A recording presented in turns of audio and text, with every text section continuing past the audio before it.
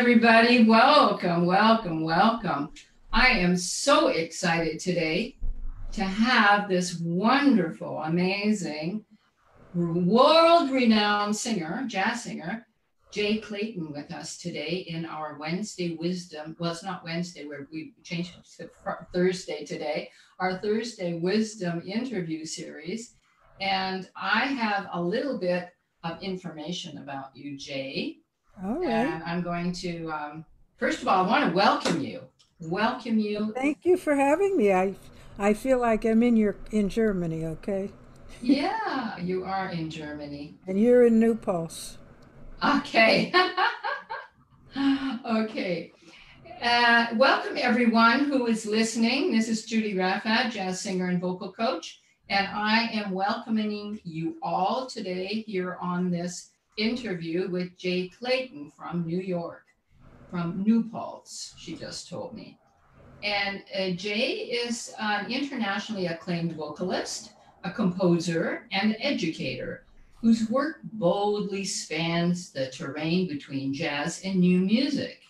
Oh, that's interesting. Jay has gained worldwide attention as both a performer and teacher. With more than 40 recordings, oh, you're going to have to tell me about that, Jay. 40 recordings to her credit, Clayton has appeared alongside such formidable artists as Muha Richard Abrams, Steve Reich, he sounds like he's German, Kirk Newrock, Julian Priester, Jerry Granelli, Jane Ira Bloom, Gary Bartz, Jack Wilkins, George Cables, Fred Hirsch, oh, I heard him play the other day, marvelous, and Gary Thomas. So that's just a little tiny, we say in German, Einblick, a little bit of blick, a little bit of peek into your amazing, massive career as a jazz singer. Just let me check and see if we're live in the group at Jay. So, okay. One sing. Not yet. I have to go back, and you always have to refresh, you know what I mean? And sometimes it just takes a little time. We're still not live here in the group. So I'm going to go back here. So refresh. Okay. Well, we're still not in the group. That's funny. It says live on my screen. Yeah, we are live, but sometimes it just takes ages for it to show up in Facebook. Get up on Facebook. Oh. Yeah. So we'll just leave it here for now. And if anybody is online, we will. Isn't that stupid? Okay, I'm going to try it once more. Publishing. Okay.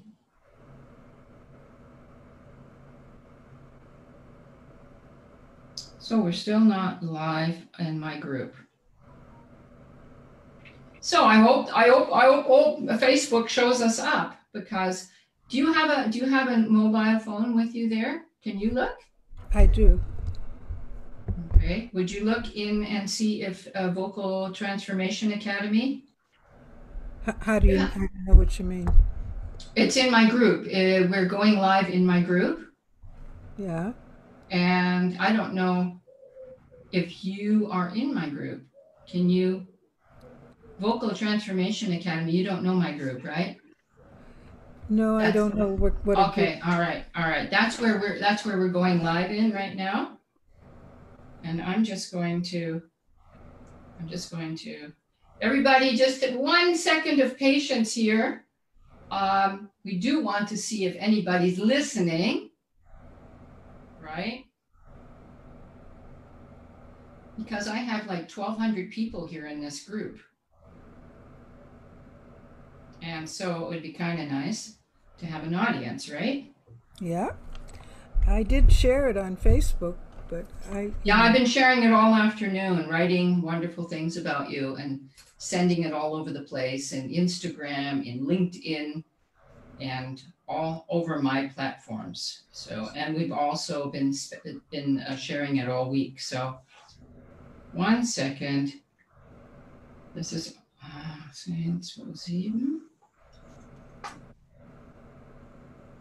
all right. Come on, Facebook, do your thing. Do your thing. So, siehst du? Now we're live. I can see us. I can see us. You see us on Facebook? Is that what you? Yeah, but it looks like. So, oh, there we go.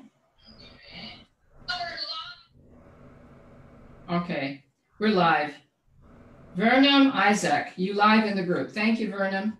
Okay, we'll just go on and continue and see who else is joining us. We're still in good time. So, Jay, tell us a little bit about your background. I know it's just so massive. It's just so an amazing. Well, it's long. It's long, but and of course, I don't know if you know Eva Simontacci. She's an Italian singer in Milano, and she's been doing. I've known her a very long time. I just was going to mention her because several years ago, when I was in Italy, she kept wanting to interview me. So finally, we sat. We sat in someone's living room, and she said, "Is this a good time?" And I said, "Sure." And she said, "Well, how did it all start?" And I talked for 1 hour. Oh my gosh! Okay.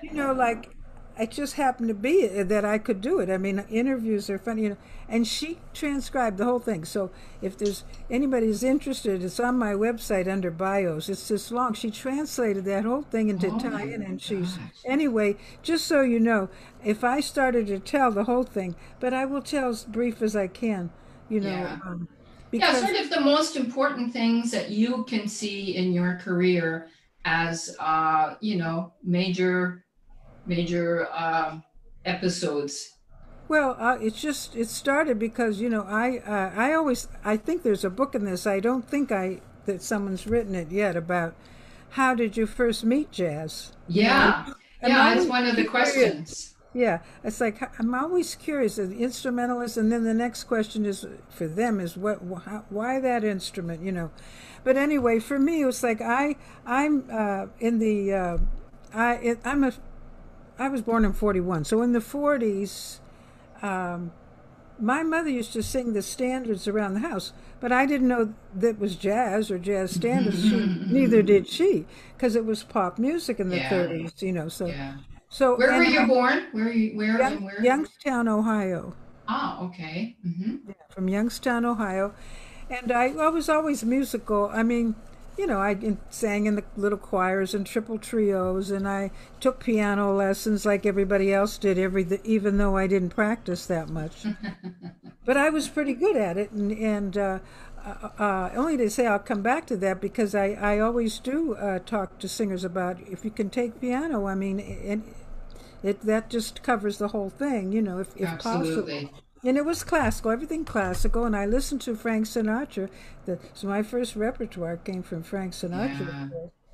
Yeah. When I heard Frank Sinatra for the first time, my grandfather loved to sing, and he took me on his knee when I was 3 years old and sang me all the songs of Frank Sinatra, Bing Crosby, who else? All these other guys at that That's time. right. So I got sung all of these standards when I was 3 years old. So right. So for like you, like me, and so in other words, my first repertoire. I mean, I know trillions of tunes, but then I always talk to everybody. But what are yours?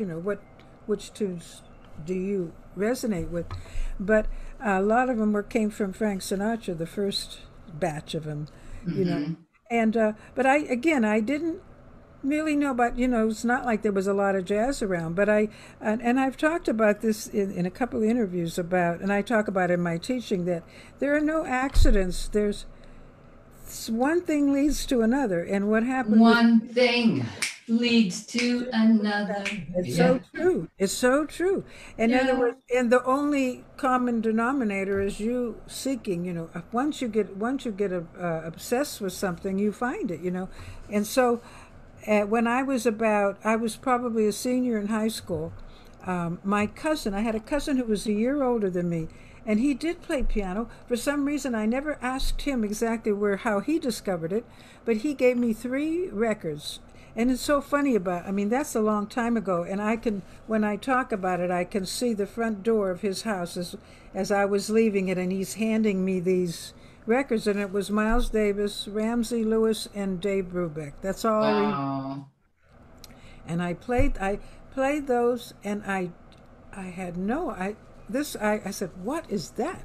You know, it just was so right to me. So it was jazz. So I said, how can I get more of this? So I joined Columbia Records. It was a record club, and if you for a penny, if you join, every month they send you a record. Then you have to Oh, start. yeah. Of course, you have to start paying after that. But you could hit a topic, and I checked off jazz. So only Yeah. that was my beginning listening experience. Hmm. But just like you, I heard a lot of those tunes, the standards. I didn't know Yeah. they were standards, and later on, I didn't. I hardly had to even learn them if I decided to do it because it was already in my ear. So Yeah. anyway, I was on a mission then, and just a short story long. Nobody, people didn't go to college so much in those days, but I did, and I didn't know what it was. In other words, somebody came to our high school. They come and they want you to go to the college, and I knew if I did Hmm. go to college, it would have to be in Ohio because it was very cheap. My parents didn't Hmm. have money. And she was a representative of Miami University, which is in Oxford, Ohio.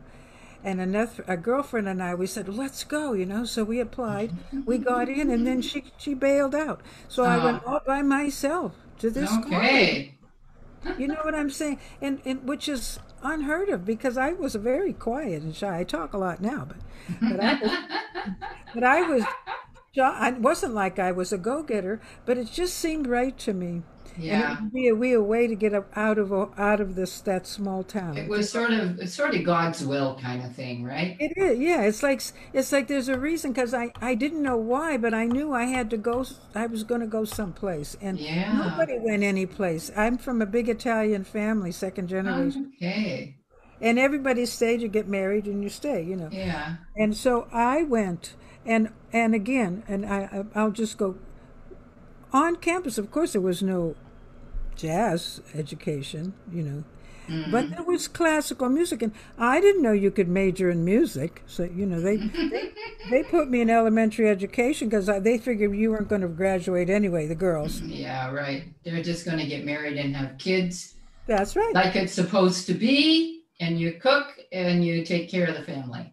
That's right. And the things are so different now, and I'm so happy. But anyway, I had a roommate who was a classical vocal major, and I used to sing around the dorm. Don't ask. I was driven. A cappella. Lover, la, da, da, or funny, like while we were doing the laundry or at a little dorm meeting. Yeah. Anyway, she said, what, seems like you ought to follow jazz. I mean, sounds like you're really interested. And there was a trombonist on campus who had been in the service, so he really knew jazz. He was doing gigs already. She said, sing for John Watson. He'll tell you. He'll tell you if you can sing. Okay. So I did, and he dug it. And the next thing I knew, he called me for a gig. It's funny. I just showed this to my daughter.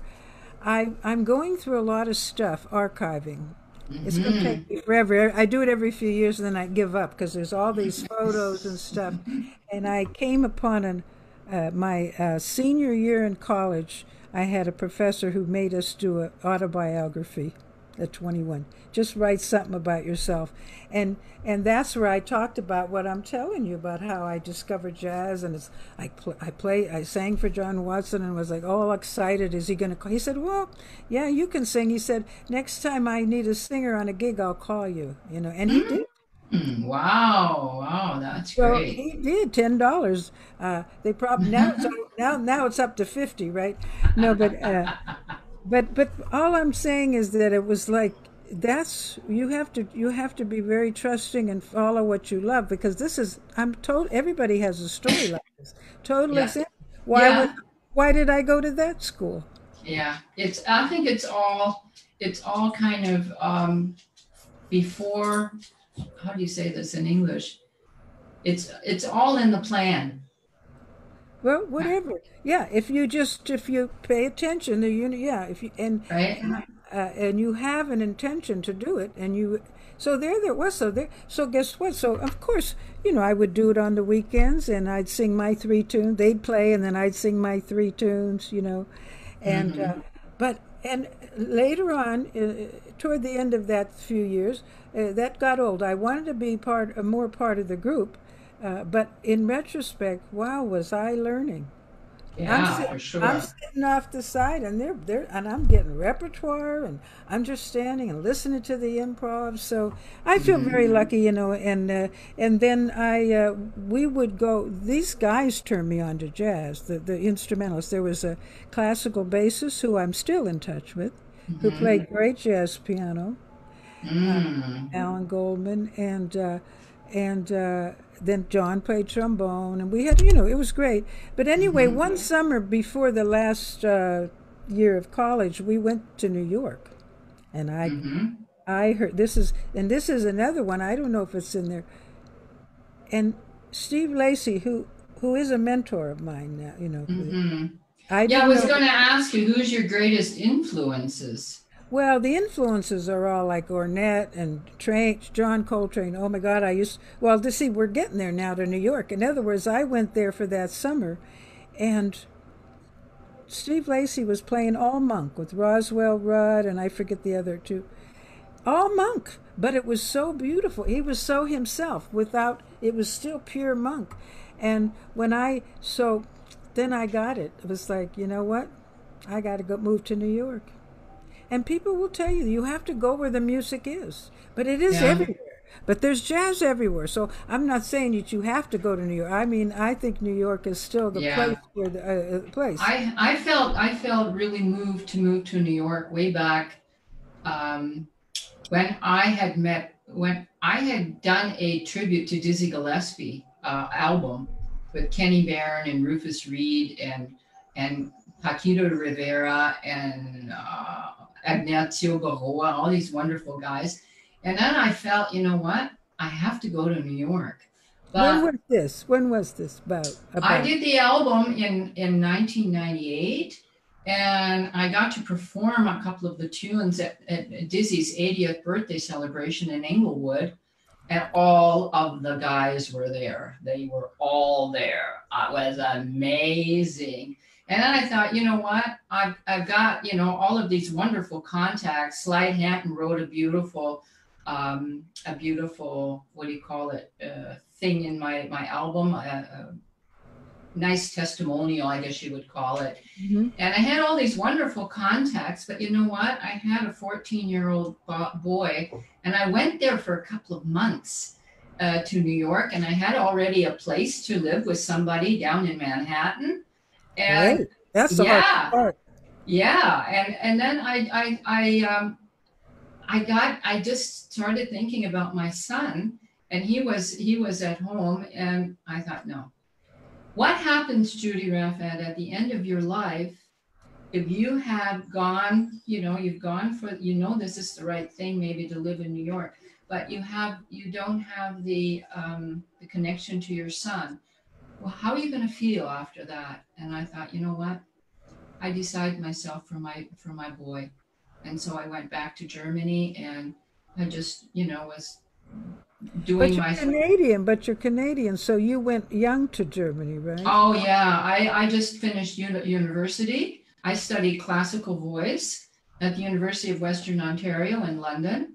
And after my studies, I went on a tour of with a rock group, and I was this. I also majored in flute and voice. And so here was this classical singer with a classical flute playing background in this rock group. And we traveled all over, we toured all over Europe. And then I met my husband at that time, and I ended up staying in Germany. That's how I ended up staying in Yeah. Germany. With your son, who was, yeah, yeah, yeah. Yeah, So, so I went back because of my son, and I said, okay, if this is God's will, if this is meant to be, if this is in the plan, then, this will happen, and that you will be able to, pursue your career.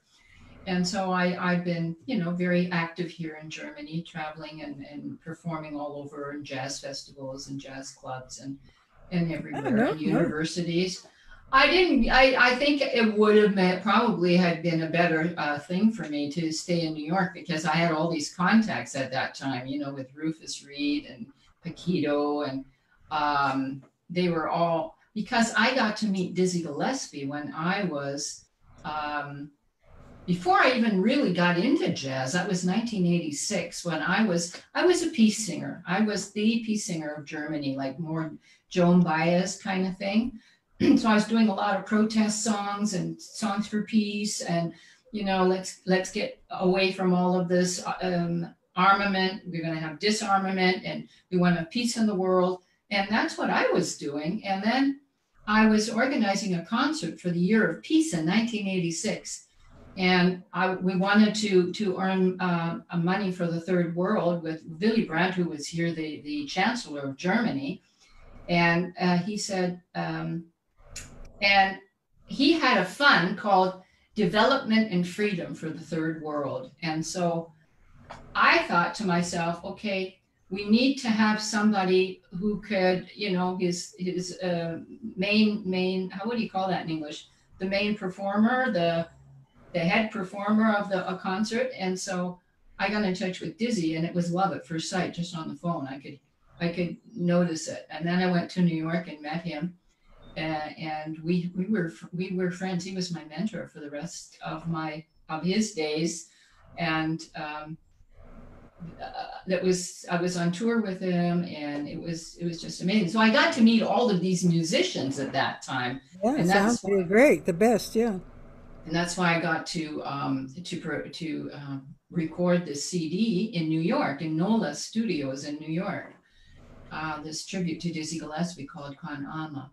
And so, I should have gone to New York probably, but I didn't. So No, I decided. there are no shoulda, woulda. You just, everybody has a path, and there's jazz everywhere. I'm just saying, for me, I knew I had to go there, but I have a little Dizzy Gillespie story. My Dizzy Gillespie story. I did meet him, but is that getting back to Steve Lacy, that group was so good. And then once I decided to move to New York, I didn't know anybody, but Wow, I moved. really And courageous, and I'm especially at that talking about time. courageous, And I met one of the classical singers had an apartment in 58th Street, and somehow I had one friend from high school who I could stay with for 2 weeks.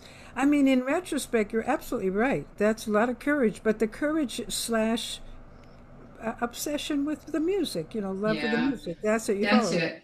But Once you start singing jazz, you get obsessed. It becomes like an obsession, and almost an addiction. You gotta do it, what a right? wonderful addiction. So, Yeah. but the short story is that when I got there, I didn't know anybody, and of course I knew it. Monk was playing at the five spot. Coltrane was playing at the half note. Miles was playing at the. I mean, these guys were all playing. It was like going to a candy store. Charles Wow. Mingus. I mean, Eric Dolphy. I even heard. But anyway, just before that, Charlie Parker too, probably. I didn't. I missed Charlie Parker because I moved there in '63. Oh, And okay. he had already died. Can And you just wait one holiday, second? One yeah. second. I just have to get my cable from my phone because it just sort of died. 1 second. Okay. Okay, you got it.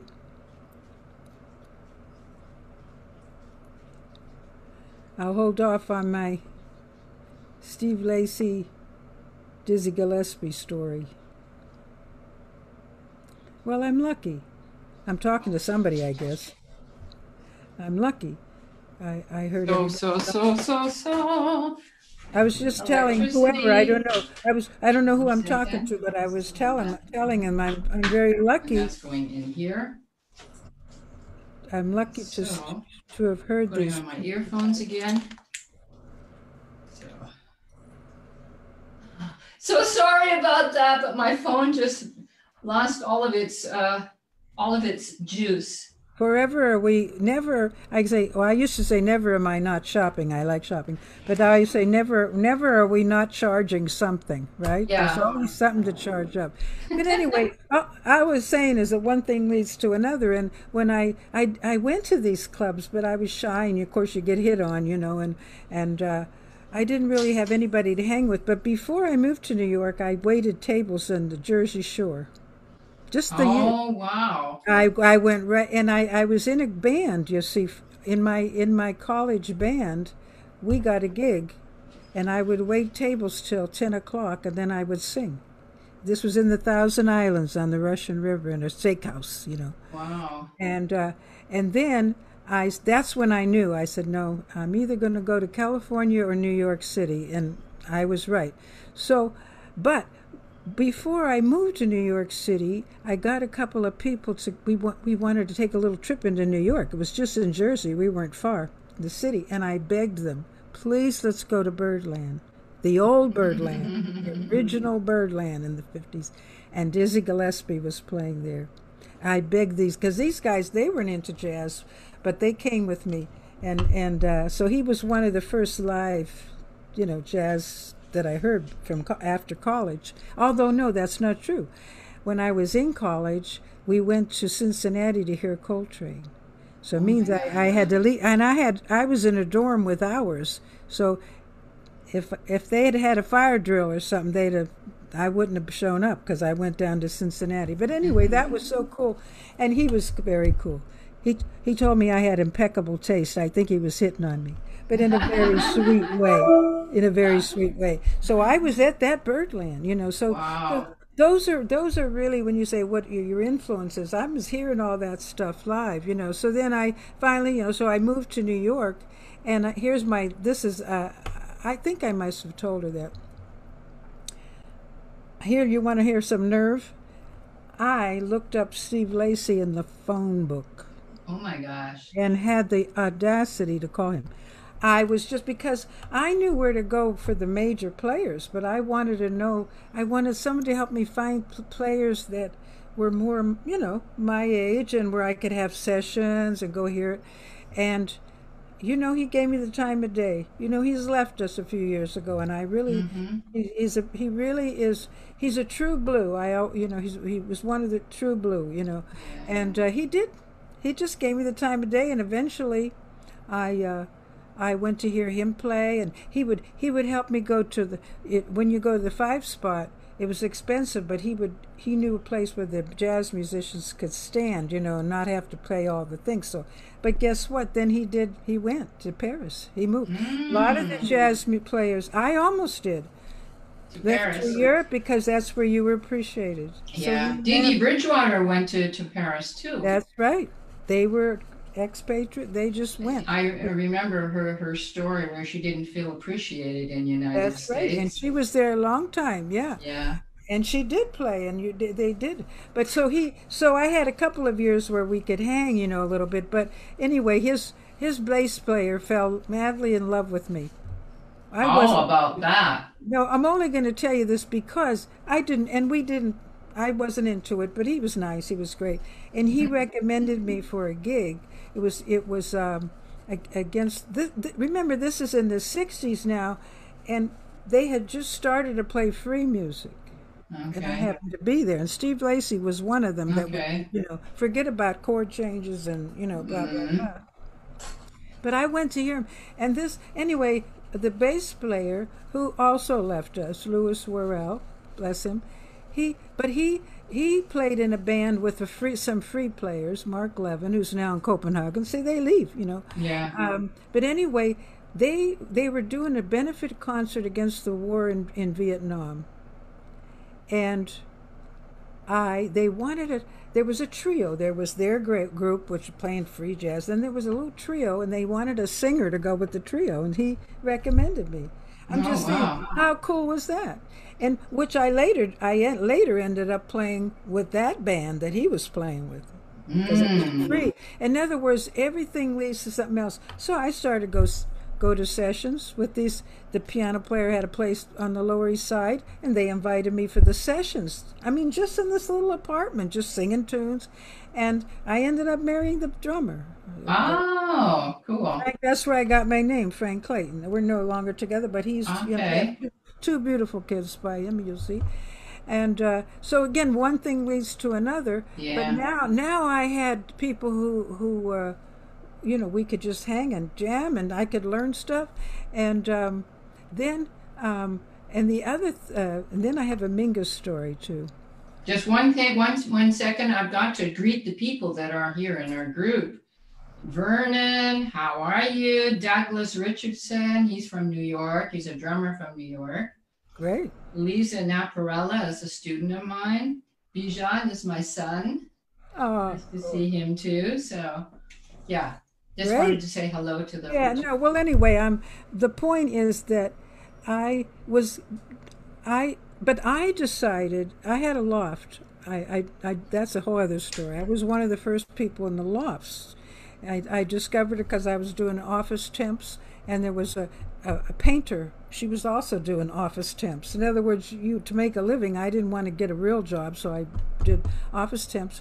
And she invited me to her loft for dinner. And it's only 1,000 square feet, but it was like only 4 lofts in this building. This is before Soho. Mm-hmm. And I looked and I said, gee, this would be a great place to live because you could play music late at night. Yeah, yeah. And sure enough, coincidence? I don't think so. A couple of weeks later, she called me. She said, there's a loft available, $80 a month. Oh my gosh. But it's, it doesn't have heat, but it's like blah, blah, blah, blah. So I'm just saying one thing leads to another. Next thing, I'm living in this loft where I can have sessions, you see. Yeah. And cool. I did. And I even started doing concerts in this loft.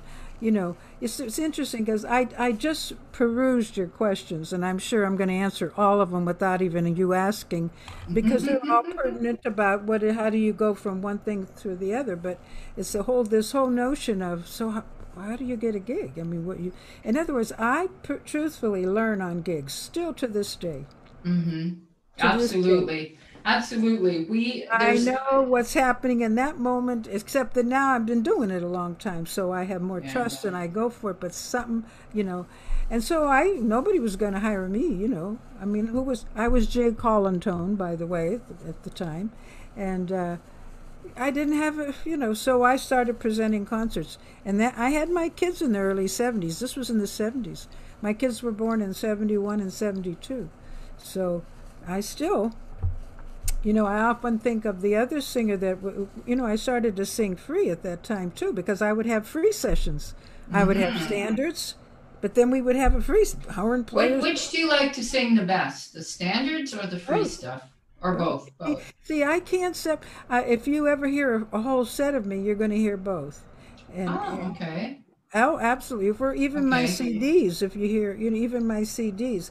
Although the last two, I have 2 new CDs out. I don't think I should have. I have links I could send you. Yeah, absolutely. Please. For your listening pleasure, Yeah, afterwards, please put the links here in the group, too.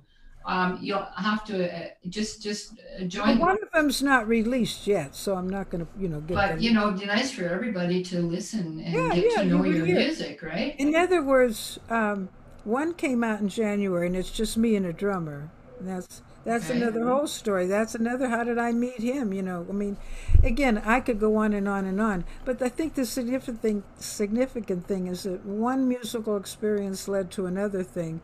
And there I was in New York City. Oh, I know what I was going to say. I said, I'm going to Europe. I can't get a gig here. I did the same thing as everybody else. And I said, the only thing that's going to keep me here is a gig. Mm-hmm. And I saved my money. And I sublet my loft. Oh my gosh, you are so courageous, girl. Imagine, I didn't even know where I was going. I just decided I was going. I sublet that loft. Yeah, but that's the way the universe works, Jay. Yeah, yes. Fortunately, I only sublet it for 6 months. And so what happened was I moved in, before I went to Europe, I moved in with a friend in the village. She had cold water flats. And one day, somebody that lived in the building said, you know, they're looking for music around the corner at this bar, you know, called Pookie's Pub. Now, they didn't even care what kind of music. So I went there and got that gig with the piano player I had just met, you know, and with the bass player. They couldn't have drums because of the cabaret laws, you know. So the drummer who I later married, he used to come at the end of he'd have on his back a little snare drum and sit in, you know, so I had that. But that was every week. Wow. That was every week. So even we made $75 for the whole band for 2 nights. My gosh. Guaranteed. You know. Yeah. But well, still, that's what they tell us in the beginning. If you want to earn money, you don't become a jazz musician. So this is when people come to me, students, and I say to them, you know, I said, well, you know, it's not easy. Like if you're going to stay in the business, like, you know, I've been in the business for 35, 40 years. People that stay in the business, you've got to be really, what's the right word? You have to be, you have to be prepared for everything. And either your mission to sing jazz is so great to overcome every obstacle in your way, or at some point you're going to give it up and say, you know what, I'm going to get a normal job and I can do this on the side. And I had a job in a school once when I thought, okay, I think I need to you know, earn a little more money just to be more secure. And I was in that school maybe 2.5 years, 3 years. And I said, you know what, Nay, I gotta go. I gotta sing my jazz. And I had this full-time job that was, you know, guaranteed to when I was 65 with all benefits and summer holidays and everything. I said, no, I'm going. And all my colleagues couldn't believe it. Said, in your age, what happens if you get sick? And I said, well, that's the way it is. I have to go. And I put this really fantastic job, this teaching music. I said, I gotta go. And how do you say? I canceled my job, or whatever you call it. I went away. And 3 months later, I was in Singapore with a 6-month singing gig. And I thought to myself, there you go. Once you take action as whatever, it's a musician, or even if you take action with something else, once you take action, you take that first step. You took that first step and you got in touch with this person, and then you had the courage to go and get that loft in that place where you weren't imagining to get it, and all of a sudden opportunities open for you once you take the first step, right? And I think that's the way the universe it's right works. for you, it's going to lead to something else, and it did, you know, little by little. So anyway, with this Pookie's Pub, every weekend, you know how many tunes you get to know, and you get so much better. That's why, and we will we'll make a transition here at some point. But it's like Sheila and I both have always, you know, she's a decade older than me, but why we are so close, I think, is because we have a lot of the same beliefs, and we have a lot of the same history, believe it or not. And one of them is, well, you support your art. You have to. You're not going to make money at it for a long time. I mean, I'm still. If I wasn't for my teaching, it's like, you know, I figure maybe when I'm 90, you know. But anyway, so I decided I'd work. You know, do something. I didn't want to do something that I would take home, so I wasn't quite ready to teach. You know, of course, obviously, I had a teaching degree. I could teach in high school, whatever. But I wasn't interested, so I decided to just do this office temp thing. And then when this gig came up every week, I didn't go to Europe. I bought a piano instead for my loft, and that's why I could do concerts. Who knows? Maybe you will still be coming to Europe at some point. But I did. No, I did. But later on. But I mean, at that point, yeah. I didn't need to move there as such. Yeah. Anyway, just another short story is when I was singing at Pookie's Pub one night, Charles Mingus walked in. See, this was a little teeny skinny bar, a block away from the half note where John Coltrane was born. Okay. So probably Mingus was, and it was around the time of Cambodia, that whole thing. And he walked by this bar and he saw the bass in there. You know, we were on a break, but he saw the bass in this little bar, Pookie's Pub, and he walked in and he sat at the bar. I thought I would die. Can you imagine, Charles Mingus?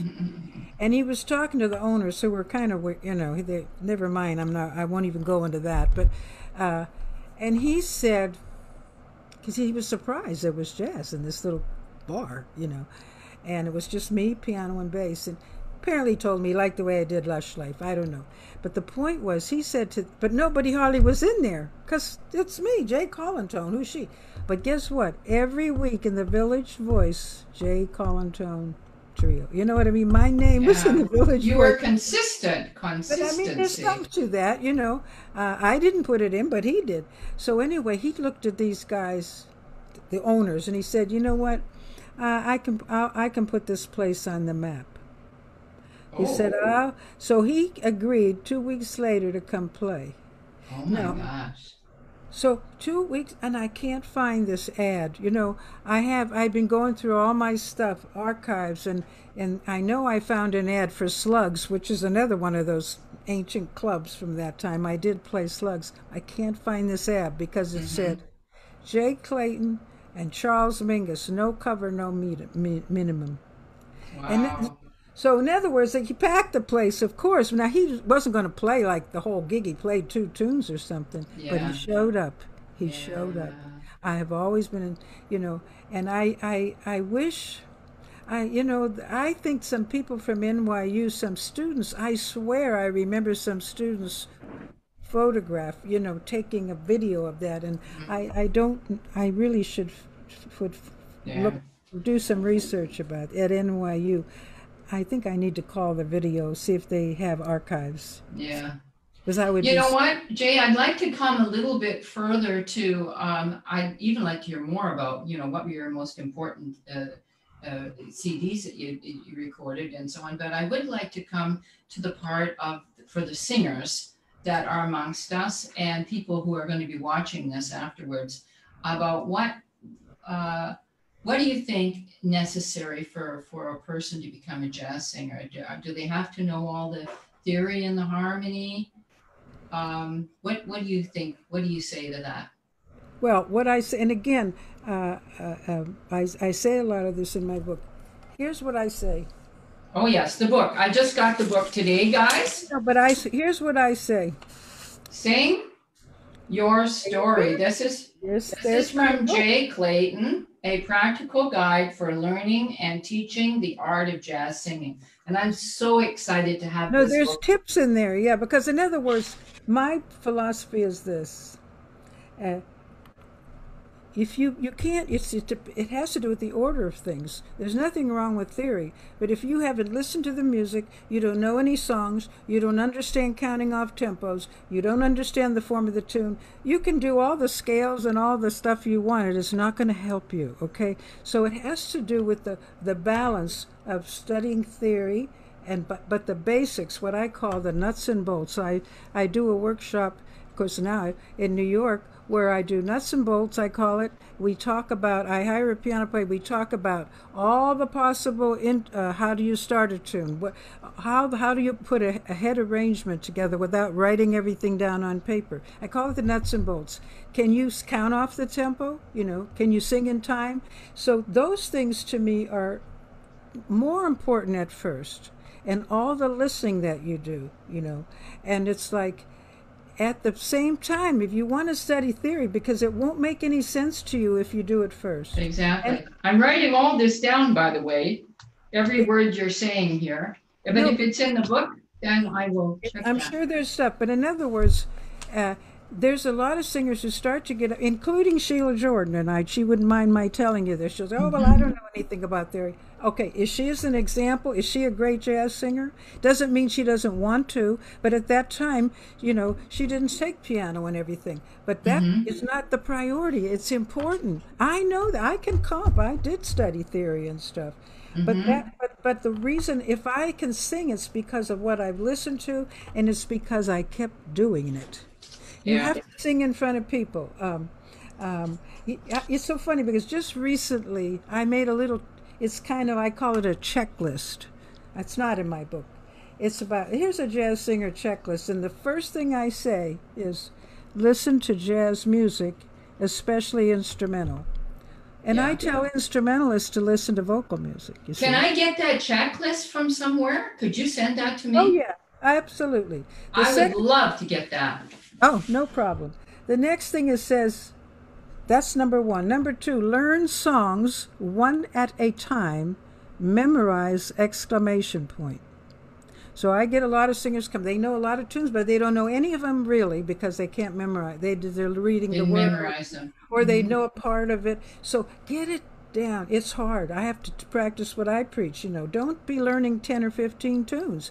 Pick one. Exactly. And people like us can lead you to what are the hip tunes, what are some good tunes, So, but learn them one at a time, but really learn them. We spoke earlier about sing the song without the lyrics, say the words without singing the song. Or I was talking to somebody else about that. That's when you really know the tune. The more you know the tune, the more you can do with it intrinsically, intuitively. Instead of some people make they make an arrangement of a tune they don't know, and some instrumentalist does, and it's like they don't. How do you know which part you wanted? You don't even know the song, and you want to do it. So you try it many ways. And we try it many ways. So learn the song. Number three, develop/organize a personal repertoire book. That's one of my. I'm very organized. So what I do with anybody who works with me, they end up with instead of 50, 60 tunes that you sort of like, I want which ones really are meaningful. Yeah. This is in the book too. You'll see a repertoire sheet. Yeah. Everybody I work with has a repertoire sheet. This is how you keep track of your tunes. How many swing do you know? What key are they in? How many ballads? Absolutely. I do that too with my students. And I get them to prepare. If you want to perform somewhere, then let's get 10 tunes up where you have your charts and you have your keys. In your key, right? Right, and that's a big important, right? To get your key. But talking about theory, let's back to theory. In my book, and of course, my book is 20 years old now. I talk about cassettes in my book. Nobody's going to know what that is. I talk about cassettes. So this was it was in 2000 that it came out. But I have in there what I call 7 steps to a transposed chart. In other words, especially then, everybody's doing it on computer now. I think it's your job to have a chart in your key. Absolutely. 4-bar phrases, harmony, lyrics, and melody, not all over the place. Usually you can get it on one sheet, 32 bars, Sure. In your key, So in this book, you don't even have to know what a piano is. And I give an example of Autumn Leaves. One, if you follow every step, you can... That's what I'm going to be doing in my 5-day challenge next week, Autumn Leaves. You have just I use that a lot in the improv, a lot. It's harmonically friendly. Everybody has to work on it. As a matter of fact, I don't think I sent you any links. I make practice CDs. Oh, great. They used to be cassettes. I finally have them on a link. I'm happy to give it to you. It has warm-ups, vocal warm-ups, classical warm-ups. Then it has Now's the Time, which I sing the lyrics and sing the tune, and then there's a rhythm section, minus Autumn Leaves and Mr. PC. Because with those 3, you can learn. That's what you want to keep working on your soloing on it. Anyway, I say, have your own book and in order, and I give them numbers. I have a whole plan. But this transposing thing. Now, of course, you can pay somebody to make a chart for you. But I suggest you do one anyway. Just take one of your tunes, follow my 7 steps and transpose your own chart. And sometimes you can just, you do the chord changes first. So maybe that's what you want. But I like the whole thing because instrumentalists have a lot more respect when you walk in there with them. Absolutely. That's what I tell my singers. If you know your key, you go to a session, you know how to count the band in. If you know how to, which key you're singing in, which tempo you want to do it in, then they're going to make that session gig for you much No, more. absolutely. And so for me, that's the original, the important theory for a singer is to understand that. Yeah. Then you can go on with that and take piano at the same time, always, of course, Yeah. But that's not going to work, without the listening and the having your charts and your key and going out and sitting in with it. Today you can actually, when I was sitting in, you weren't giving any charts out. You just called a tune you knew they would know. And I always called one that I knew they could do. And I did call my key, but I knew they could transpose certain tunes. And you wait till 2 a.m. and they let you sit in. I used to hang out with Tony Scott had a place in the East Village in the 60s. Mm-hmm. I had the courage. Jackie Bard was playing piano. God, I forget everybody's name. All these famous people. And I had the nerve to sit in. And I know I'm digressing, but sitting in is very important. Very important. But you know why I did it? I wasn't sitting in because I thought they were going to give me a gig, believe me, singers. And I wasn't sitting in to get famous. I was sitting in to find out how I was doing. Mm-hmm. You don't know how you're doing until you get into a real life situation. That's for sure. Was I able to get up there and do a tune I knew and connect with it? With that? That's scary. Especially with musicians that you may not know if it's a session. That's right. I knew they were great, but the point was, and then I could tell how I was doing. Not bad. If they would ask me to do a second tune, I knew I was okay. Yeah. It's about teaching because when you teach, you start to get a little academic, and that's I once did and I want to continue doing this, by the way. Maybe this will encourage me to do it. I once did workshops and I called it Tips on Teaching.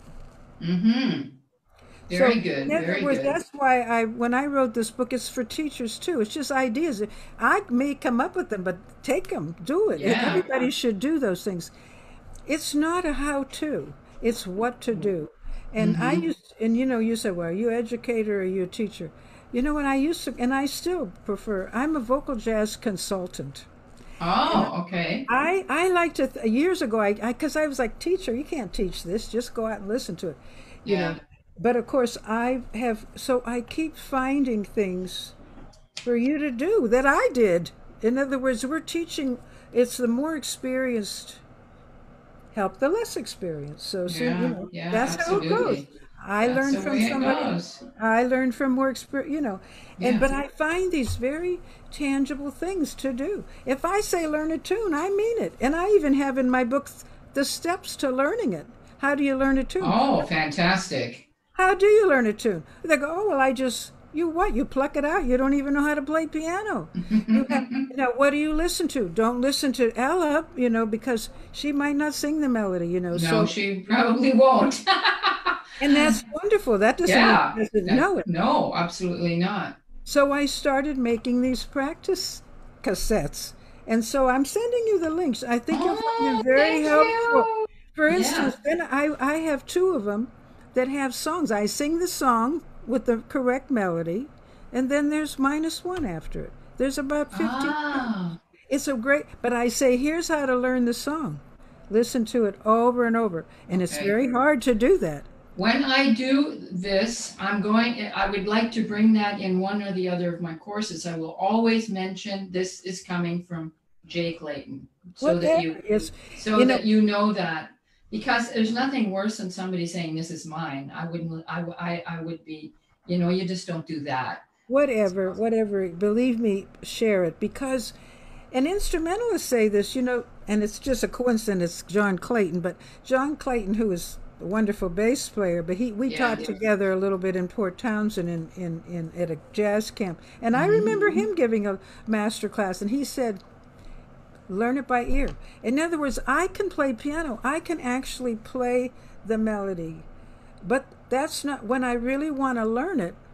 I either if it's an instrumental tune, I listen to an instrumentalist doing over and over and over. hmm If it's a Right. otherwise I even can, for instance, if it's a tune that I'm learning and I don't know anybody plays it, I'll play it the way it goes and listen to what I played.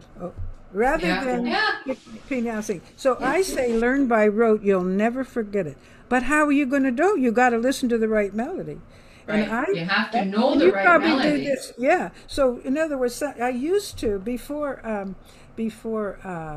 iTunes, before iReal book, before the iReal app. Yeah, yeah, yeah. But first I would sing the tune as it goes, and then I make the -1. Now I don't have to, but I still do sometime if it's not So in the. you sing the real melody, That's and right. then you have the -1 where they can sing After it. Right. This I is really important because when I do tunes, I have to sing for the people that cannot read notes. I have to sing for them exactly. I learned this from Sheila Jordan and from Jazz in July. They said, always sing the melody the way it is written. And so if people come to me and they're starting to sing Autumn Leaves, which it's not the tune. I they say to don't know them, that one either. right? We have to learn the melody the way it is written. So then I will sing it for them and record it for them so that they can learn the melody the way it was written before Because they. educated, I love it. But when I teach with a lot of people, and years ago, actually, this might have been I did Jazz in July with her a few years, and there was Charles. Oh God, I'm going to forget his name.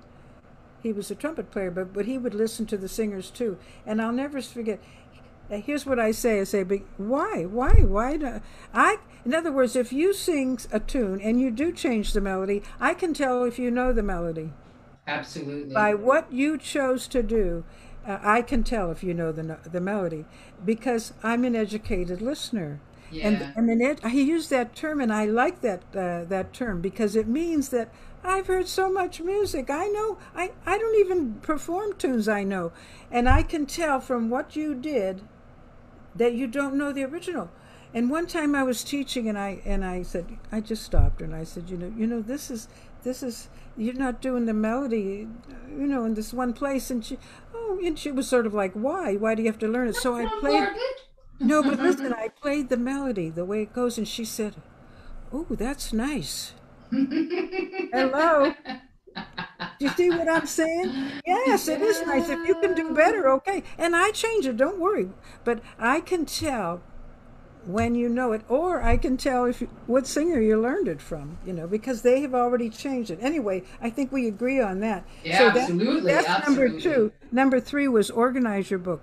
And again, I talk about giving, just make your own book. Each one has a number. It doesn't have to be alphabetical, because on your repertoire sheet, when you're planning a set, you go, I want to do a swing tune. You look on your repertoire sheet and it has a number already. You go, oh, that's number 6. And it's in the key of blah, blah, blah. Yeah. The 4th thing is to practice with -1s. Then in my book, even on the CD, I tell you, some people don't know what a -1 is. Playback, people call them playbacks, right? Yeah. I don't know, but it Yeah. just means comping that you can practice with Yeah. that doesn't have the tune. Jamie Aebersold. Yeah, I remember way back when I started out in jazz, I used to practice with Jamie Aebersold. Of course, the key was either too high or too low, and but I did my best just to learn the tune, and then I played the melody on the piano, and I was able to learn the tunes. That's right. And the Right. thing about Aebersold is, yes, if they're all too high.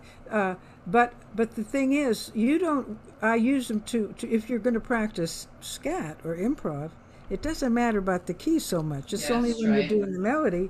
And so, yeah, I still use Aebersold. If Yeah. I prefer if it's a tune that I use iReal, of course, in my workshops and everything. iReal, my God, I wish I had invented that. You see, I Yeah. should. See, I did 2 of those CDs. I would be rich by now if I had just continued to make those. Well, But that's not how. Maybe you can do something else now. You're still No, I young. did something else. I perform instead. So that's what Yeah. I decided. I never, but I think that's so you practice with these, and I know people who don't practice improvising. One of your questions was just scatting. When do you scat? Well, you don't even have to. Abby Lincoln didn't scat. Carmen did, but not as much. No. Billie Holiday didn't scat. It's okay, but if you think you want to, I just was always inclined because I would hear Miles and I would hear melodies while they were blowing Oh, up you did. other melodies. Yeah, I hear it. I hear it. Yeah. But then you got to work on it. And I don't Yeah, but think this is it. Some people want to come to me. I've even noticed that the questions that are coming into me for the 5-day challenge, because I said I'm going to start with the basics of improvisation on one of the days. It's just going to be teeny weeny. It's just a 5-day challenge, right? I'm just going to show them just the basics, like how to use a guideline, for example, right? And just which syllables, basic syllables can you use? But I don't give syllables. I don't give syllables. My philosophy of that is do not write down syllables because they're not words and they don't have meaning. That we all have our own, but basically I teach all the blues heads. And I say try to tongue it like a trumpet player. Why? Because I think if you have too many syllables, you don't hear the new melody that you're improvising. So be careful with it. Yeah. So just practice singing. Well, I just noticed that a lot of singers, if they want to improvise, they don't have any idea how to phrase it at all, right? So I just give them a basic like ba ba doo ba dee ba doo ba da ba doo da. Just they start with that, and then they can all change it as they go. But if they're just going ba ba ba ba ba ba ba ba ba. No, I'm not saying I don't correct that, but I try to find. But the main thing is if you, that's why that I do scat labs. Do you know about my scat labs? No, I don't. But I'm really interested. Okay, I'm going to tell you. And why do I call it a scat lab? Because singers don't practice. It's hard. You can't get a rhythm section all the time. And if you're working with the -1s, you need a little help with it. But you can if you just work with -1s. But when I say work with them, I don't mean 1 or 2 times. I mean 50. Yeah. I mean, I once had a student. I taught at Cornish for 20 years in Seattle. I think that's where I was when you were in New York. But anytime you were, we never crossed because between 82 and 2002, I was in New York a lot, but I was living in Seattle. I had one singer, and I swear, she couldn't swing at first, but I swear, but what she did, and then she had 2 kids. So all she could do, when you have 2 kids, because I have 2 kids, at home, was put that Aebersold on and scat, just by ear, just do it. And she did it, and I heard the difference. So it was the repetition. In other words, nobody was there to help her, but she listened so much to those the changes and just trying stuff, listening to horn players. It's tricky, but my scat labs are just that. And I was, for years, I've been doing them. I just do it. And I have a little repertoire that I call harmonically friendly tunes. So I might as well start with those. I mean, it's like I call it an oral approach. So I have a 12-step program that's not in my book, and I'd be happy to share that with you sometime. Oh, you are amazing. What can I help you with this? But the main thing is show up. Yeah. We trade 4s. Sometimes you have to take a whole solo. Maybe you never took a whole chorus. You will in my scat lab. Oh, that sounds great. Because a lot of singers, they get up there and you see the musicians are on stage and they're trading 4s and they know where they are and they seem to know who's supposed to come in when. And a singer's standing there looking like she just doesn't know what's going on. She doesn't know when she's able to do a change 4/4. Can I do it now, or do I have to wait, or do I have to ask, or it's really something. The musicians they just do it the most, like it's the most normal thing in the whole world. Right, and they respect it. That's what I call nuts and bolts. That's one of the things that even in a standard workshop. So 4-bar phrases, all jazz, most jazz tunes are written in 4-bar phrases. So what I is agree. that? I don't. I used to take it for granted. So I explained, what's a 4-bar phrase? A 12-bar blues is just three 4-bar phrases. You Exactly. see, Great. and so Yeah. in other words, that to me is theory. So if you're going to go off and study, key signatures and scale, and you don't know what 4 bars is, you got the cart before the Exactly. horse. You got the Yep. cart before the horse. So know what the basics are, and these workshops I do it. So then I do workshops that are free improv. I'd love So to take part in I'm one going of to your give you an workshops. example. You know what, you could, because see, now I'm doing them on Zoom, and it's really tricky. Oh, wow.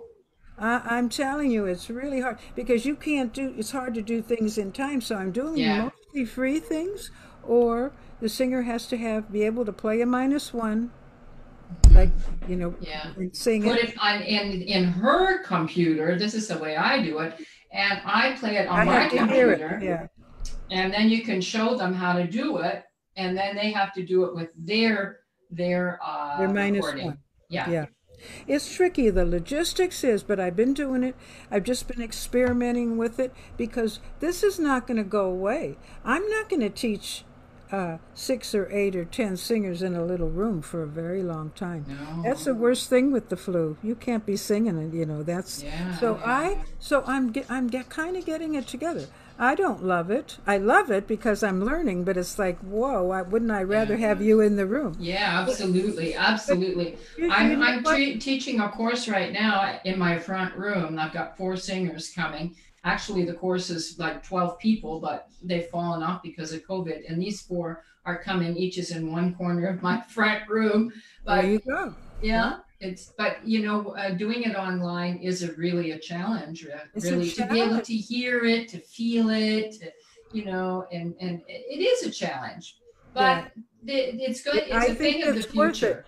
Yeah, I think Yeah, it's worth it yeah. because, especially like a lot of these free, I have one. If some singers, there may be some singers listening who actually know what I'm talking about when I But say we've got free. a few more people on here. 410 too is a free structured improv, and you're going to read about that in the book. And it Okay. goes a long way, but it doesn't have pulse. See, it's Hmm. totally free. So Oh, there's a okay. few structures that I can do. I can also share the screen and play. Maybe I don't. You're gonna be very happy with my links.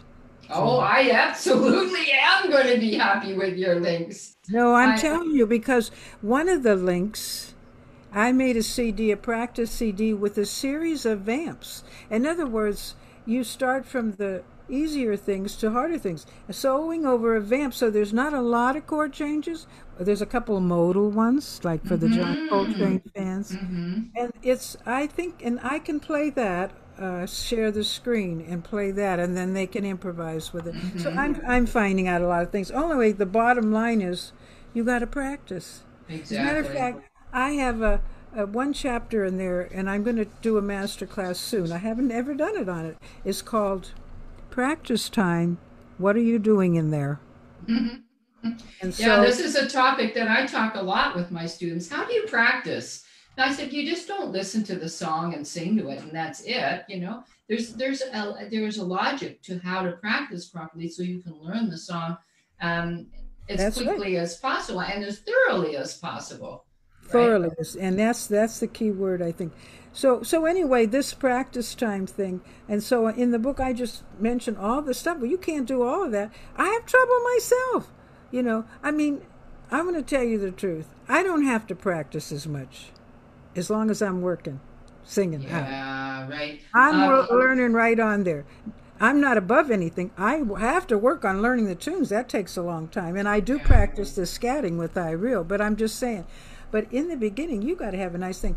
I think that one of my strengths as a teacher is to guide people to know what they're going to do in their next practice session. In other Yeah. words, before the end of the lesson, I say, okay, here, you're going to do this, this, and this. Because it's hard to decide. Sometimes I'm just walking around the room trying to, should I learn a tune? Should I do a tune I really know and then pretend I'm performing and work on that? Should I work on an improv? Should I look for a tune to learn? That can Hmm. take weeks. Because I always say you should have a tune that you're burning to learn. Yeah. you're really burning, then you will. Anyway, should I listen to a bunch of versions? That's practice of the tune. So anyway, I'll do that sometime, especially now that, we're doing, I should do it online. But anyway, so I say, that was number 4, by the way, practice with minus ones. And I say the iReal Pro. I mean, I'm just learning about that. You can make it play an intro. You can just sing with the bass. I mean, there's a lot of ways to work. It's kind of cool. The iReal, for example, if I'm using a B flat saxophonist and an E flat, an alto saxophonist, and I want the chords for that song. I don't have to sit down and transpose it, which I of course can, but it's just so easy. Like you just put the tune in iReal Pro, and you just say, okay, night and day in B flat, and for the saxophonist, I know what I have to do to put it in the right key for a B flat instrument or an E flat instrument, and I can just print out the charts and say, there you go. At least they have the chord. Yeah, that's a great idea. I hadn't even thought of that, to be honest with you. Yeah, I use those learn chords. Something every day, Well, I use those chord sheets a lot. Now, sometimes the pianist is going to come by and say, "Oh, Judy, I don't like this change here." So we just might change that change, right? He's got his idea how the changes should go. But generally speaking, they're really, really helpful. If you want to, better than nothing, right? I used to pay a copywriter to write all my charts, to have the charts written up properly, because I was doing with them per hand and transposing them all. Like I've got 100 tunes that I've all transposed, per hand, and then you notice that, oh, I made a little mistake there. Ooh, and then you give it to a copywriter, and then you can check it and see if it's all in order. But that's the way we used to do it, right? Now you can use this iReal Pro, and you can just give the tune, give the key. Well, but I still think that's excellent for the horns. But and again, it's better than nothing. But ultimately, you still want melody to harmony. Yeah, there's no melody. There's no melody. And if you, I will text you. I know people who will do that for not that much, and so people. I'm not going to do it now because in case, I don't know if he wants, but there's somebody in D.C. and there's people in New York, and it's not that expensive. Just by email, say I'd like this and that key. But I want to speak just a second with this chart talk. I call it chart talk because it is very important. Absolutely. In a perfect world, I don't want anybody reading music. No. I'm sorry, but it isn't. We do so many. These guys have to. We don't do the original keys. For me, I'd rather work with somebody who's just not reading anything. Mm-hmm. But we don't do the original key often, and so it's like a gesture. And it's especially, of course, for a young player, you want to give him as much information as possible because that's how he's going to play for you. If you just give him a scratchy old thing, that's what he. Exactly. But if I work with somebody, for instance, like Kenny Barron or Stanley Cole and all these great players, I know George Cables, I know they know the tune, but they really appreciate it. They're not going to be reading it a lot, but they haven't played it in a long time. It might be. And it's a gesture they really appreciate. They just look at that. They're cool. Absolutely. Now, they'd be cool otherwise. They'd just figure it out. It just gives a little bit of security. Here's the tune, here's the key, and maybe you have some kind of different intro or an extra, or how do you want the ending, or do you just want to go for it, or whatever. Yeah, it's just to have. You've got to have your chart. It's just a gesture, and I've always said, like when you go to sit in, especially years ago. Now of course all these players, all the instrumentalists, they have iReal. They got it on their phone, so they don't. If you call a tune, exactly. So that's exactly how mine. And they can bring their not their laptops, their iPads. Pull the tune up. The chords are there, ready to ramble, right?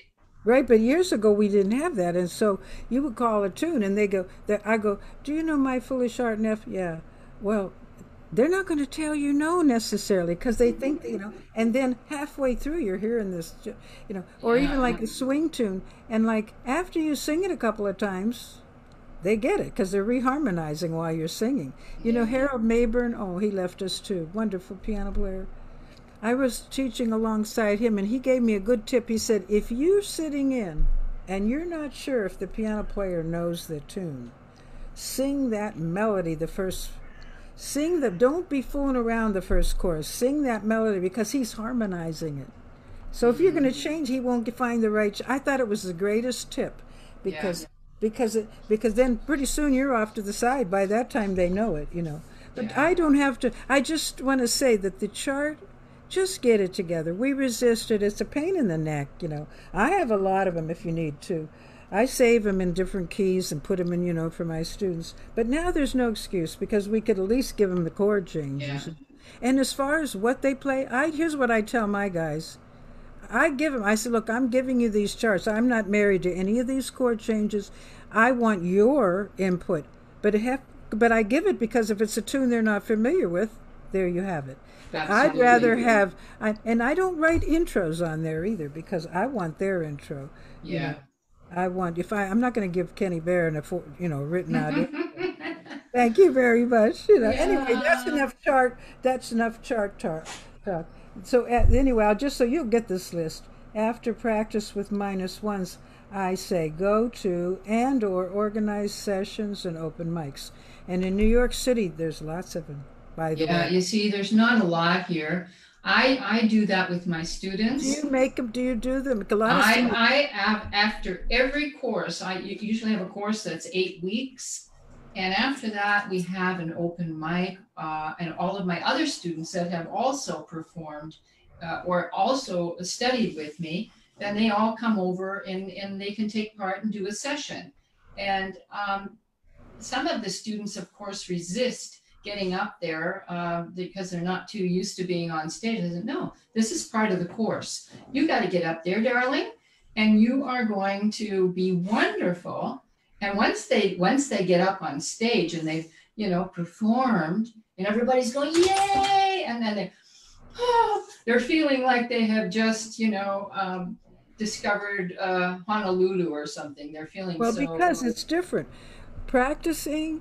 And see, in other words, people also talk about stage fright, but it's like there's no shortcuts. But that's why in the beginning I started to set up workshops. I had private lessons. You get the thing together. You get your tunes together, and we help find keys. Then you take it to a workshop and try it out. Now you're singing for 5 or 6 people. You're singing for an audience. Your first audience is me. Private. That's right. Can be a little, you know. Then I set up what I used to call showcases. I call them vocal nights now.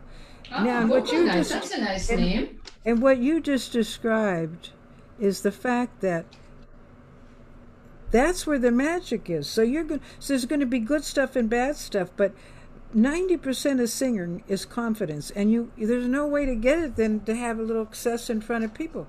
It's like, and you can practice for 10 years. If you don't get in front of people the first time Absolutely. You do, you won't even breathe. You know, you just get nervous. So anyway, they're lucky to have us to set that up. In the old days, nobody. I just had to go sit in with, you know. Yeah. God, you know, and I overcome your fear. Yes. It gives me a little confidence if someone actually heard it. And, you know, what if I did, I was just saying, because I'm an improviser, but I love both, you see. But there's tunes, and that's why I teach like that. Soloing over changes, soloing free. 2 different things, but they transfer. It goes both ways. Mm-hmm. If you can't sing in time, then when you sing free, you're not going to be in time either. So I like it all. I like it all. Anyway, so organizing them, so maybe some people have a loft they could play. Then I say, here's a good one. Find instrumental collaborators. I know that it's good if you can find one instrumentalist to get together with you know, Absolutely. That wants to get together with you. I tell all my students when they, you know, in the beginning, they're not really far enough, maybe some of the beginners. But once they've got things going, they've got some control over their voice, and you know, they know how to count in and so on. I say, okay, time to find a pianist. let's get out there and find a pianist, or maybe you can find a little trio somewhere, put up an ad. You got to get out and start performing. And yeah, they love that. And I have And so many. they will like you and respect you when you have a good book. So people come, a pile of music is not a good book. A list of your tunes alphabetically, that doesn't cut it. If you put it by feel, you'll find out what you need. And people like us can help you. Like if you have your repertoire sheet and you have 10 swing and 10 ballad or whatever it was, and you have the keys next to it, and I know you have a chart for it, I can help you. I analyze it. I'll go, well, you don't have any minor keys. So then I think of something, or I'll go, whoa, you got to what? I get 10 ballads and 4 swings. So then I have to come up. I do what I call a tune search. I mean, so it's like a dresser. You get to know somebody, and sometimes I'm wrong. That happens too. I was thinking about choosing. I talk about choosing. How do you choose your tunes? Why do you do that song? I ask that. I ask that a lot. And yet you have to know what you're talking about. That's why I call Sing Your Story, the book, Even when you're singing without words, you got a story. It's an emotional story. Absolutely. Or not. You're not tapping in. I want you to tap in because everybody has a lot in there.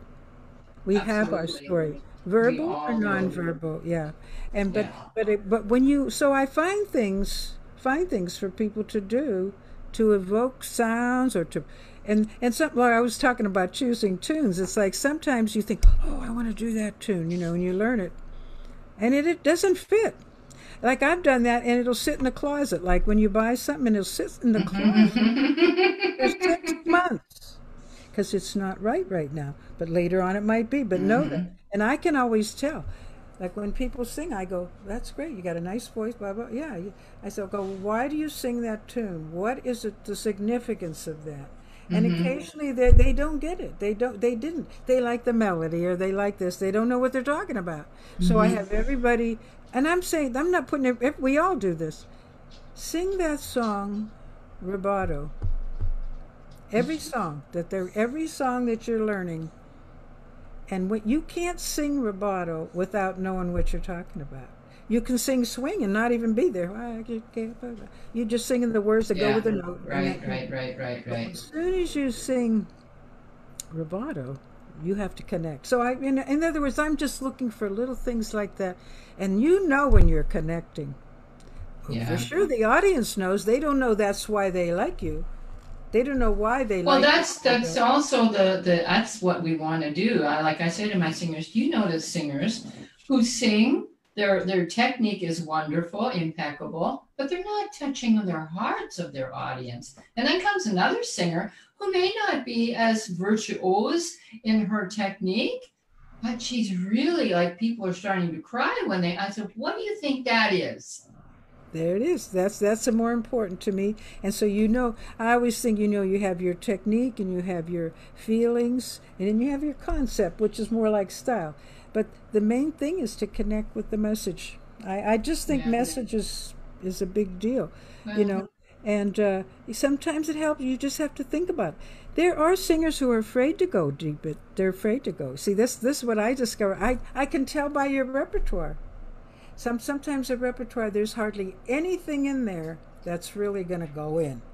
It's like, oh yeah, so I find it too. I try to find a song that will make you get lost in that song. And you're afraid to show your, well, you are. It's scary, to show your. Right. I used to say, oh, my guts are hanging out, Well, I tell my students. Literally, I used to feel that way. When you get up on stage, it's like you're naked, right? Like people can see who you are as soon as you open your mouth. And, that's scary to be so vulnerable that people can see just about everything about you when you start to sing.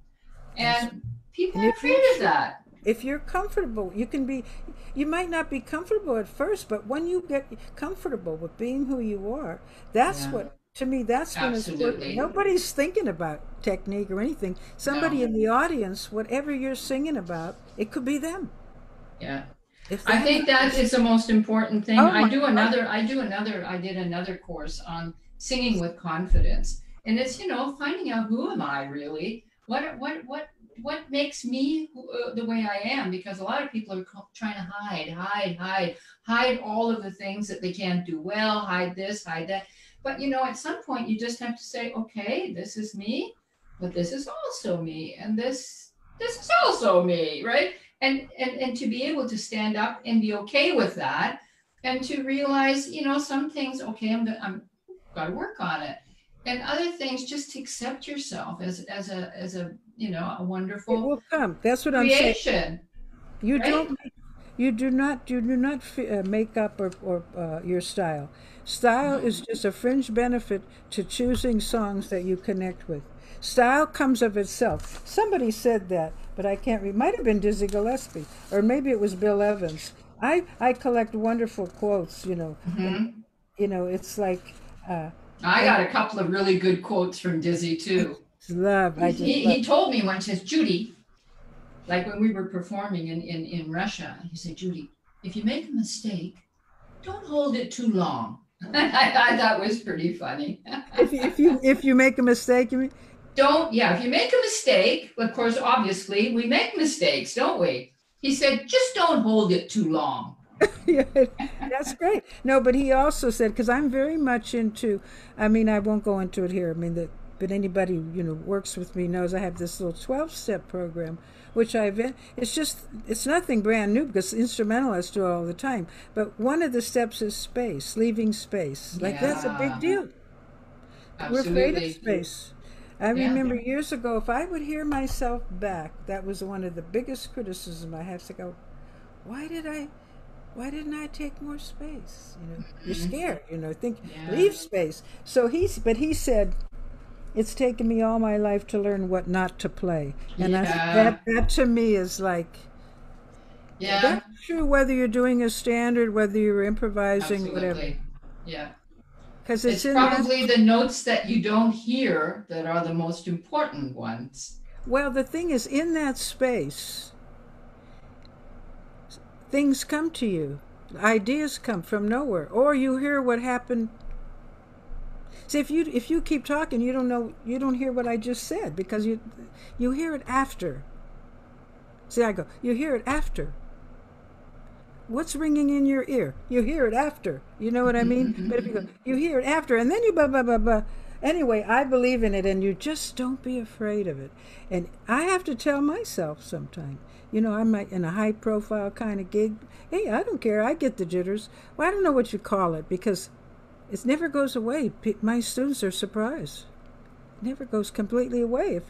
If it's this performing and making this music. It's not. I don't take it for granted at all. But after you keep doing it, you might be a little bit, and then that first note, connect. Yeah, you know what I mean? But in the space, don't be afraid. I did it for improvising, because sometimes when you're improvising, you start to think. In Sonny Rollins, everybody says you can't play and think at the same time. No. And everybody does it, so catch yourself. So I go, well, if you're thinking, oh, shoot, I shouldn't have taken this chorus. I forgot, I thought I knew these. Now you're thinking. So I go, first thing you do is take the horn out of your mouth. Don't be afraid of it. And then you try one of my things. One of them is just start to sing melodic. One is rhythmic. One is like scaled down. Anyway, I'll tell you this sometime if you ever want to know. I'm doing it in my workshops, You have just inspired me so much today, Jay. I just can't wait to start practicing again. And it's not that I don't practice, but sometimes, I think to myself, I really would love to, to put more time into my improvisation. And sometimes you just don't do it. And, sometimes now I've been practicing more piano, but you really inspired me. And I'm so excited to get back to doing some hardcore practicing. All right. Well, I'll tell you something. If you don't get these links in the next day or two, you'll probably get it in the next hour. Nudge me, because they're, in other words, what to do. Just play these links and learn these tunes, or sing the tune over and over again, or the vamps improvise. In other words, that's my job. I want to give you tools to work on. How do you do it? Amazing, amazing, And I amazing. keep searching and I keep finding too, and it's thanks to teaching that I find it. In other words, Yeah. sometimes in the middle of a workshop, I discover something. Anything I Well, proposed, I did.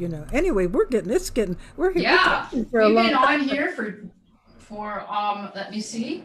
We An hour and started a half an almost. hour and a half. Oh my I think goodness. that we need another chapter. But anyway, I to be think we're gonna honest, have to, yeah, we're gonna have to have another go at this because this is so interesting. We've got more people on the call. Jay Glasgow, hi, Jay and Judy, Svetlana Stone.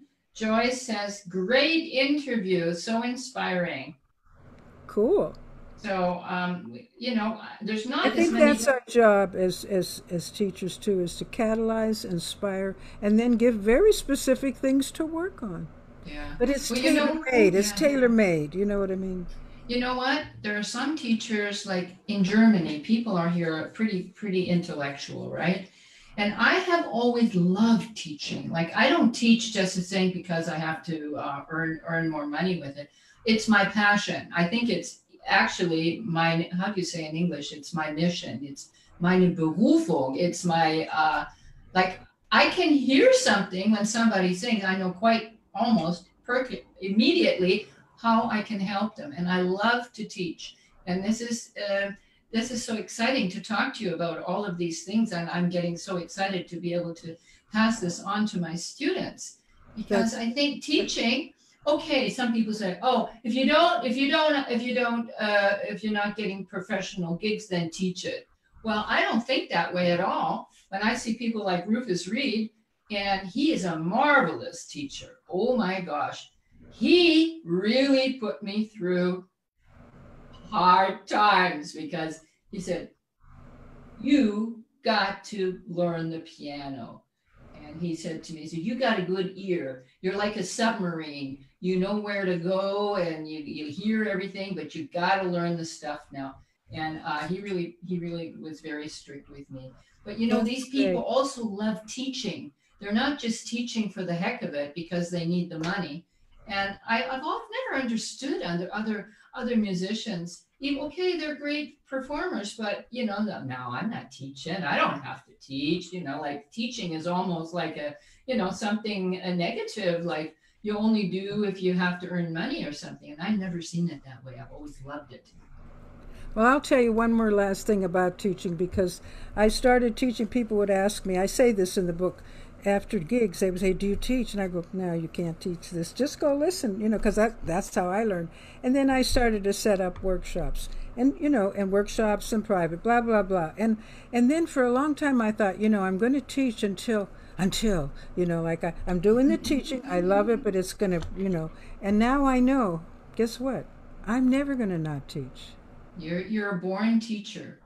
I'm just not. I don't, and it's like, I wish I could teach free, I mean, I still need the money, but I thought, oh yes, at some point I'm just going to make a living performing. But no, teaching, you learn so I've much. also thought that. I thought, okay, when I get to a certain age, then I can just, dedicate my life to performing. But you know what? I love teaching, and it's really part of my whole personality. So I will also continue to teach probably until the day I die, and I will perform till the day I die. And some people That's say, right. are you still Why not? singing? Are you still? I said, well, of course. Am I still breathing? Yeah, of course. I never stop singing. But one last thing I'd like to ask you, where are you performing in places in New York? Where can people hear you? Well, nobody's performing anywhere. In Oh other words, yeah, of course. I mean, no, but I'll tell you what. I have the two new CDs, and of course, I did do the duo thing before this happened. We did a thing at Symphony Space in that little space, but at the end of May, we were going to do the second CD that's coming out in August. We were going to do it's Ed Neumeister and Fritz Power and me gig, but it's over. So there's no this gigs. is I'm Fritz Power is a German guy, isn't he? Austrian. Austria, Right. yes, I No, knew he. his name. I taught. You know, Sheila started the teaching in Austria many years ago. Yeah, in Graz, She in invited me. Graz. We would alternate semesters, and Fritz Power was teaching there, and Ed Neumeister. Oh God, fantastic trombonist. And so I would say, let's just get together, the three of us, and we started to form a trio, and we recorded, thank God. And then Fritz Power died. He died suddenly. You just never know about that. I'm so glad we recorded. That's out, and we will. I will be doing that because we're already on a mission about getting gigs as soon as we can get on an airplane. Wow, you know what? You are such an inspiration to all of the singers who are going to be listening to you on here. Did you say you're going to be 89? Did I understand No, that no, correct? oh, not 89, 79. 79. Okay. Thank you. That would be even more I'm a decade behind Sheila. okay. And look at her. She's going on, so you can't, so we just do what But you can do. Just do yeah, what you but look at what you're doing. You're doing all of this stuff on computer. Most women with 79 don't even know what a computer is, and you're doing all this stuff. You're getting out there. You're still teaching with 79. You're still performing, and I think actually we are blessed as singers because we never stop. We will never say, okay, now time to retire, right? But I still think that you are a great, great, great inspiration for all of the Thank you singers. very much. I think that's a big part of teaching is to inspire and again be practical about what you want to work on. But inspiration, if you're motivated, you can do anything. Absolutely. Motivation Oh, and love. Just do it. Do something. And if you don't know what to do, call me. Email me. I'll tell you what to do. Oh, I here. think Here's my thing. I have it on my desk. Can you read this? wisdom is knowing what to do next. Very good. Very Period. good. Next. Period. Are you going to Period. go eat? Are you going Yeah. to learn one tune? So that's a hard one sometimes, right? Yeah. But that's all you have to. Don't get in the future too much and don't get in the Yeah. past. Okay. Yeah, That's right. it. The and the now. I guess I will just end the time. I can talk to you for hours on end.